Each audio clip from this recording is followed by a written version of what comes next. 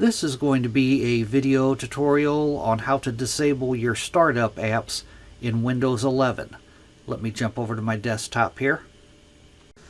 Okay, to disable startup apps in Windows 11, very easy to do. First thing you want to do is go down to the little magnifying glass down in your taskbar. You want to click on that. And then in the search bar up here, you want to type in startup. And then I have it right here, and I also have it right over here. I'm going to click on it over here. And it opens a little dialog box here. And this is all of your startup apps right in here.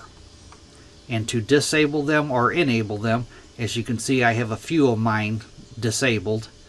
To disable or enable them, all you got to do is toggle them off or toggle them on.